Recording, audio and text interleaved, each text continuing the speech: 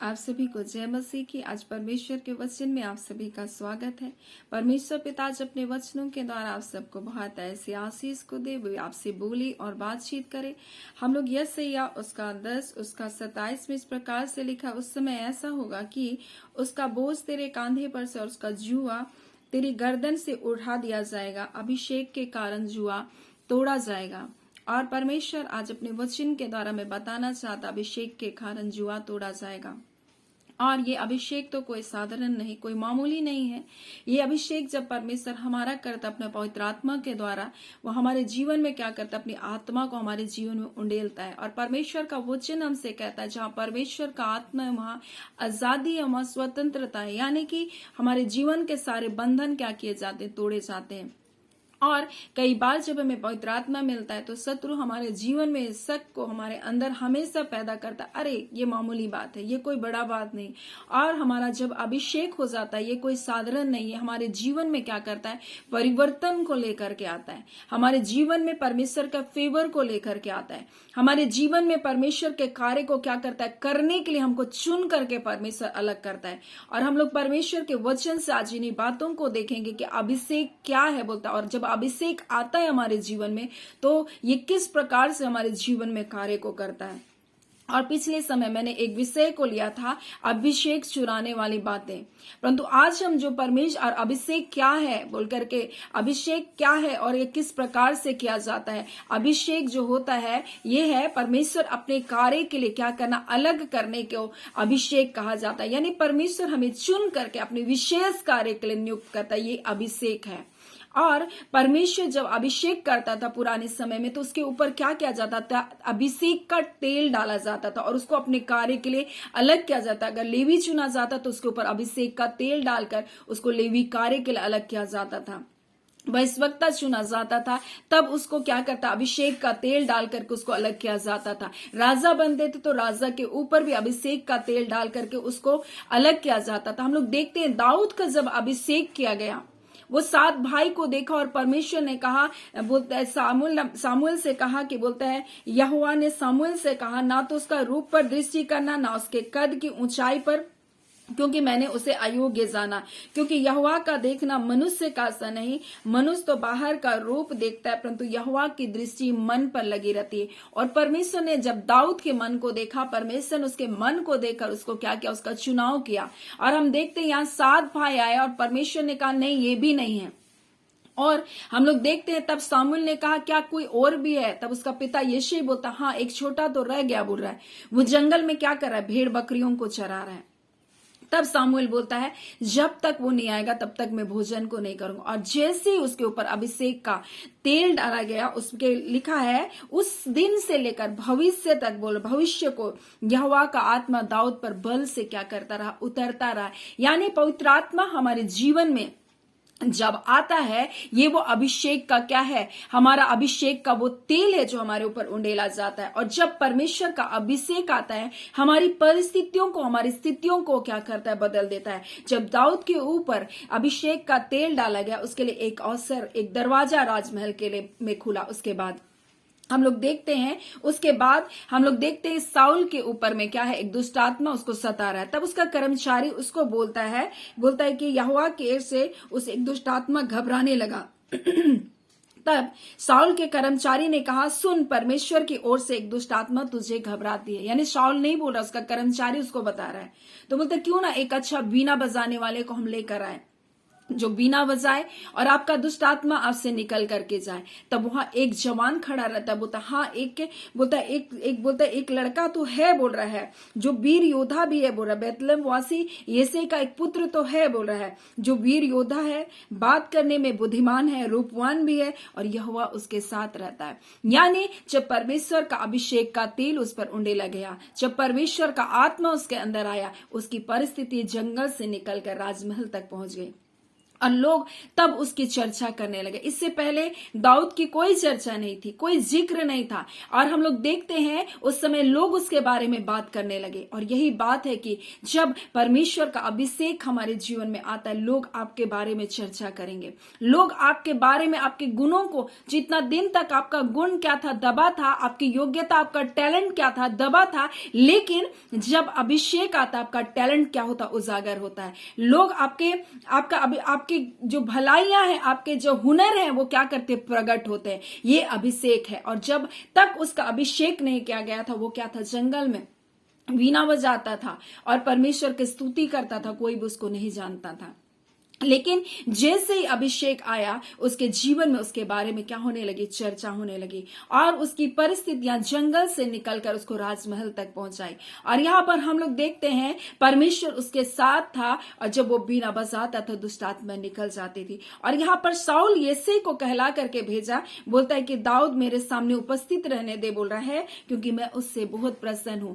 यानी परमेश्वर का आत्मा जब हमारे अंदर आता है तो हमें परमेश्वर का अनुग्रह और मनुष्य का अनुग्रह हमको दिलाता है, और हमारी स्थितियां क्या होती है, बदल जाती है, और लोग हमको क्या करने लगते हैं, पसंद करने लगते हैं। लोग पसंद करने लगते हैं, यही बात है। और इससे पहले आप ये नहीं जान पाएंगे कि लोग आकरण, जब मैंने किसी के साथ बुरा भी नहीं किया, लोग क्यों आकरण मुझसे नफरत कर रहे हैं। लेकिन हम लोग देखते हैं ये दुष्ट आत्मा उनके जीवन से होकर हमारे अंदर में नफरत पैदा कर रही है। लोग आपके बारे में बुरा भला कर रहे हैं, लेकिन जैसे ही आपके अंदर परमेश्वर का अभिषेक आता है, जो लोग आपसे नफरत करते हैं वही लोग आपके साथ आकर के खड़े हो जाते हैं।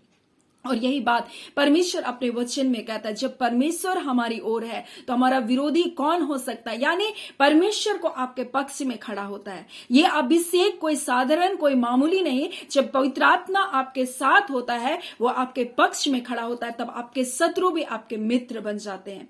और परमेश्वर लोगों की नजर में भी क्या करता है, अनुग्रह को देता है। और कई बार पति पत्नी को पसंद नहीं करता, पत्नी अपने पति को देखना नहीं चाहती, बच्चे अपने माता पिता को देखना नहीं चाहते। ये किसका काम, ये दुष्ट आत्माओं का काम है, जो एक दूसरे के प्रति नफरत को, एक दूसरे को देखना न चाहने वाली इच्छा को उसके अंदर में जागृत करता है। लेकिन जब आपके अंदर परमेश्वर का आत्मा होगा, वो फेवर आएगा कि आपके बच्चे भी आपको पसंद करेंगे, और बच्चे, आपके माता पिता भी आपको क्या करेंगे, पसंद करेंगे।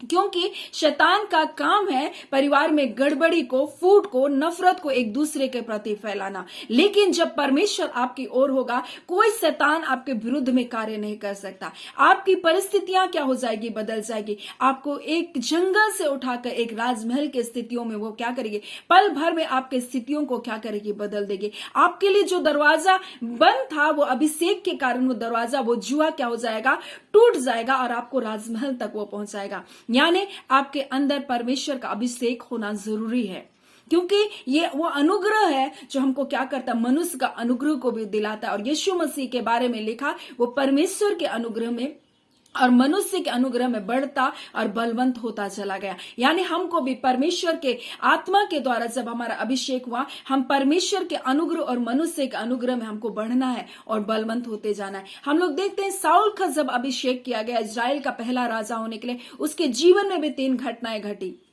जैसे अभिषेक का तेल उंडेला गया, उसकी गधियां जो खो गई थी, जिसको ढूंढने के लिए वो सामुएल के पास आया, तो वो गधियां उसको मिल जाएंगी बोला। दूसरी बात उसके लिए कहा गया था कि जब तुम जाओगे 3 लोग तुमको मिलेंगे, 3 रोटी लेकर, एक बकरी का बच्चा लेकर, और एक व्यक्ति कुप्पी में दाख मधु लेकर के वहां पर खड़ा रहेगा, और वो तुम्हारा कुशल को पूछेंगे, और तुमको क्या करेंगे, एक व्यक्ति तुमको 2 रोटी को देगा। यानी परमेश्वर बोल रहा है, जब अभिषेक होता, हमारी खोई हुई चीजें यीशु के नाम से आपके जीवन में क्या करेंगी, वो वापस आएंगी। जो कुछ आपने खोया है वो परमेश्वर आपको वापस दिलाएगा। और जब अभिषेक होगा, लोग, अनजान लोग आकर के आपका कुशल पूछेंगे, और आपकी आवश्यकता, आपकी नीड्स, आपकी जरूरतों को वो पूरा करेंगे। वो आपको जानते भी नहीं होंगे, फिर भी लोग आएंगे और आपको बोलेंगे आप कैसे हो, और आपकी जरूरतों को, जो आपकी आवश्यकताएं हैं, जो आपकी बहुत, जो आपको क्या है, बहुत जरूरत है, उन बातों को क्या करेंगे, पूरा करेंगे।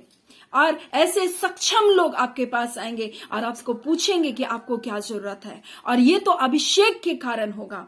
और तीसरी बात उस पर लिखा कि तुम्हारे ऊपर क्या है, पवित्र आत्मा क्या है, बल के साथ उतरेगा और तू और ही व्यक्ति हो जाएगा। और हम लोग देखते हैं उसी दिन ये तीनों घटनाएं उसके साथ होती है, और लिखा है वहां साउल परिवर्तित होकर और ही व्यक्ति हो गया, उसका मन बदल गया।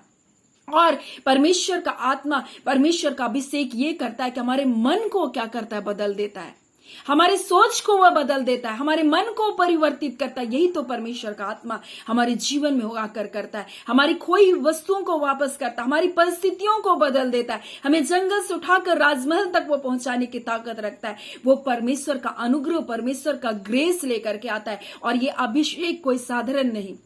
जब परमेश्वर का आत्मा आपके अंदर आता है, परमेश्वर का पक्ष को लेकर के वो आता है, परमेश्वर का फेवर को लेकर के आता है, आपके शत्रुओं से भी वो आपका मेल मिलाप को लेकर आता है। और यही परमेश्वर का आत्मा आज आपके जीवन के साथ करना चाहता है। जब वो आपके जीवन में रहेगा, आपको क्या करेगा, आपकी जो भी वस्तुएं खोई है वो परमेश्वर उसको वापस ला करके देगा। और अनजाने लोग क्या करेंगे, आपके पक्ष में आकर खड़े होंगे, आपके कुशल को पूछेंगे, आपकी सहायता को करेंगे। और परमेश्वर का आत्मा जब आपके अंदर में होगा, आपके मन को, आपके विचारों को क्या करेगा, बदल देगा। जिस प्रकार से दाऊद के जीवन में परमेश्वर ने क्या, वो क्या करने लगा, साउल दाऊद को पसंद करने लगा, और ऐसे ऐसे कहा, मुझको आपका बेटा बहुत पसंद है, उसको मेरे महल में भी तू क्या करने दे, रहने दे। और यही बात परमेश्वर अपने अभिषेक के कारण आपके जीवन में करना चाहता है। सो आज परमेश्वर निश्चय इन वचनों के द्वारा आपको आशीष दिया होगा, और इन वचनों के अनुसार परमेश्वर आज के दिन परमेश्वर अपना फेवर को, अपना पक्ष को आपके जीवन में दे। आमीन। आइए हम प्रार्थना करें। धन्यवाद देते हैं प्यारे पिता परमेश्वर, प्रभु यीशु के नाम से पिता हम आपके निकटता में आते हैं। पिता खुदावन परमेश्वर, तू भला परमेश्वर है पिता, आपकी करुणा, आपकी पिता दया सदा की है परमेश्वर पिता, और आपने संसार में हमें अकेला नहीं छोड़ा, और पिता अपना पवित्र आत्मा को हमारे जीवन में दिया। प्रभु आज खुदावन जो भूखे और प्यासे हैं, आपके पवित्र आत्मा से वो भर जाए यीशु के नाम से। खुदा उनके बंधन टूटे यीशु के नाम से, आपका पक्ष, आपका फेवर उनके जीवन में होने पाए, उनके परिवार में परमेश्वर पिता आपका पद से दिखाई देने पाए। जितने विरोध है प्रभु उनके परिवारों में, प्रभु सारे विरोध की आत्मा परिवारों से टूट जाने पाए। खुदावन परमेश्वर अंधकार के सारे कार्य इनके परिवार से निष्क्रिय होने पाए। खुदावन लड़ाई झगड़े, प्रभु नापसंद करने वाली हर एक बातें परिवार को छोड़कर प्रभु यीशु के नाम से जाने पाए। पिता आपका वचन कहता है अभिषेक के कारण, आपकी आत्मा के कारण हर जुआ, हर बंधन यीशु के नाम से टूटने पाए। खुदावन प्रभु जी आज के दिन परमेश्वर आपकी भलाई को देखे, इस पवित्र दिन की आशीष हर एक के जीवन में यीशु के नाम से आने पाए। हाँ पिता परमेश्वर, आप अपने शामत से हर एक को भरे। प्रभु आज खुदावन परमेश्वर जितने सेवा करे प्रभु, अपने पवित्र आत्मा के अभिषेक से परिपूर्ण होकर प्रभु जी आपकी सेवा करे खुदा, और हर एक जुआ परमेश्वर जो पिता लोगों के जीवन को आज बंधन में बांध के रखा, हर एक जुआ आज आपके पवित्र आत्मा की सामर्थ के द्वारा टूटने पाए। खुदा प्रभु लोग आजाद किए जाए, और वो आपके प्रताप को, आपके महिमा को, आपके प्रेम को प्रभु जी अपने जीवन में देखने पाए। खुदावन परमेश्वर आप अपने बच्चों के जीवन में, अपने संतानों के जीवन में प्रभु ऐसा कार्य करे। पिता आपका धन्यवाद। पिता जितने परमेश्वर पिता हाँ पिता इस चैनल के साथ जुड़ते हैं खुदा, प्रत्येक के जीवन में पिता हर एक परमेश्वर पिता प्रभु लोगों के जीवन में प्रभु जी जिन वचनों को सुनते हैं प्रभु जी उनके जीवन के बंधन टूटने पाए, उनके परिवार में आशीष आने पाए। ओ पिता इस वचन के अनुसार प्रभु उनके जीवन में प्रभु जी अद्भुत कार्य होने पाए। खुदावन पिता आप कर रहे हैं ऐसा, पिता आपका धन्यवाद। जितने रोग दुख बीमारी में प्रभु इसी घड़ी छू लीजिए, उन्हें चंगा कीजिए, तमाम अंधकार के बंधन के जीवन से टूटने पाए, अपने अद्भुत शांति से, आनंद से इन्हें परिवर्तित कीजिए। पिता हम आपका धन्यवाद करते, प्रार्थना हम यीशु के नाम से मांगते हैं, दया सुने, अनुग्रह से ग्रहण कर लीजिएगा। आमीन। परमेश्वर पिता आप सबको बहुत ऐसे आशीष को दे। आमीन।